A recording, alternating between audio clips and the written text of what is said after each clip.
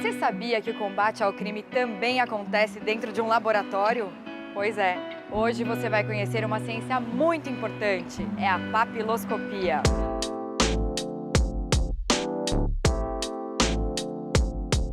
Doutora, conta pra gente qual que é a importância de encontrar uma impressão digital em perfeito estado para uma investigação. Bom, no nosso caso, muitas vezes nós encontramos vítimas que também não são identificadas nesse primeiro momento. Nós fazemos a coleta das impressões digitais dessa vítima para fazer um confronto, porque fica muito mais fácil para o nosso trabalho saber quem é a vítima. Que a nossa investigação de homicídio ela começa justamente pela vítima. Quem é a vítima? Quem tinha interesse em praticar esse crime contra ela. Nós também fazemos a coleta em alguns objetos, né? E esses objetos nos levam a entender toda a dinâmica daquele crime. E qual que é a grande dificuldade que vocês, que são especialistas na área, né, peritos na área, você como delegada, encontram hoje em dia? No caso dos locais, o que é muito importante sempre é que esse local seja devidamente isolado e preservado. As primeiras pessoas que encontrarem uma cena de crime não devem mexer absolutamente em nada. Um local devidamente isolado e preservado contribui muito para a nossa investigação. Ô Anderson, conta pra gente o que é essa ciência de nome tão complicado. A papiloscopia é a ciência que trata da análise das impressões digitais, seja ela para identificação civil, seja ela para identificação criminal, ou mesmo impressões digitais deixadas num local de crime, ou também na identificação de cadáveres. Bom, a papiloscopia nem sempre existiu, né? Como que os criminosos eram identificados no passado? Antigamente eles usavam a técnica da bertillonagem. Consistia na medida das extremidades do corpo, a medida do crânio, da face. Só que ele não é um método seguro. Corre o risco de repente, o indivíduo ter as mesmas medidas que o outro indivíduo. Tipo nariz grande, queixo mais comprido, a mesma medida do crânio. Isso é um caso que marcou a história da investigação, acho que no mundo, né? Foi do Will e William West. Sim, sim. O Will não conhecia o William.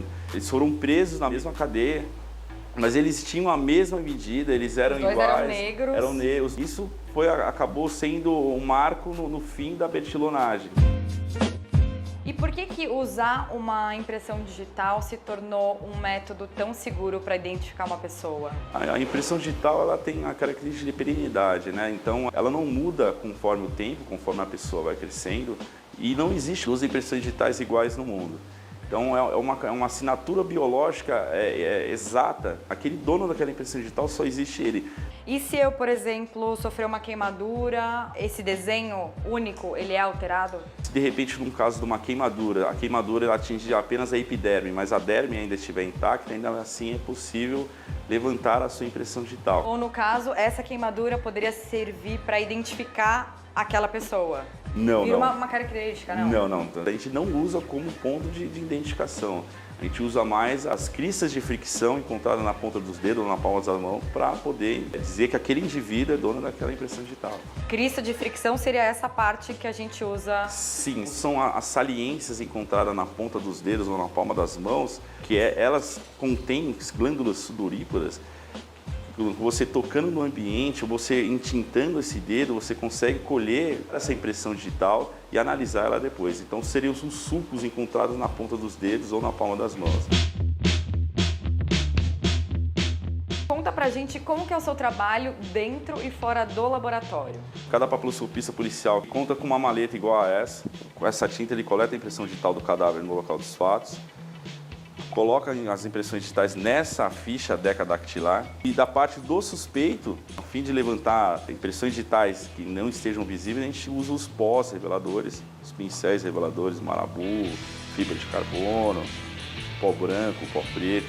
E do cadáver a gente faz a comparação das impressões digitais coletadas do cadáver no local dos fatos, no sistema, confirmando a identidade dele ou não dessa vítima. Que no caso serviria para uma pessoa desaparecida. Sim, exatamente. A gente tem que identificar o mais rápido possível essa vítima para poder dar um norte para a investigação. será que a gente pode fazer uma demonstração Pode sim. da minha digital, de Por gentileza, repente? se puder tocar nessa folha de papel. Essa técnica do pó magnético, né, são limalhas de ferro com pó vulcano hi-fi, um pó preto, um pincel que tem um ímã na ponta, um pincel magnético. A gente consegue colher essas limalhas de ferro com esse pó revelador.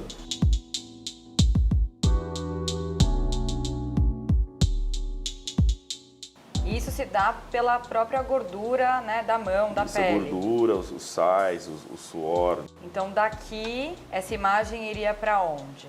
Cada impressão digital nós iríamos marcar com um marcador, uma régua. Depois nós seguiríamos para uma mesa estativa para uma fotografia macro desse fragmento.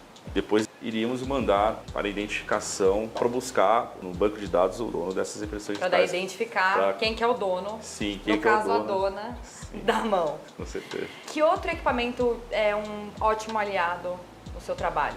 Tem esse equipamento que ele tem diversas luzes forenses, né? De repente aqui eu tenho uma luz ultravioleta, luz De várias ultravioleta, intensidades. de várias intensidades, comprimentos de ondas diferentes. Dependendo da superfície, esses comprimentos de ondas cabem para poder realçar mais essa impressão digital, poder fotografar ela e depois fazer uma busca mais completa no sistema. Eu vou levar as minhas impressões digitais para casa para não deixar nenhuma prova. Parabéns pelo trabalho. Muito obrigado.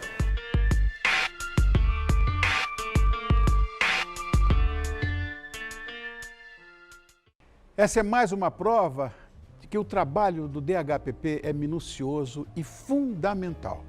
Então eu quero agradecer a delegada Ana Cristina por ter colaborado conosco mais uma vez, ao Anderson Floriano, que é chefe do Departamento de Papiloscopia do DHPP, e a minha queridinha Carol Mansur, que tirou todas as nossas dúvidas sobre o tema. Esse foi o último episódio da série. Em breve, tem mais uma nova série esperando para você aqui, certo?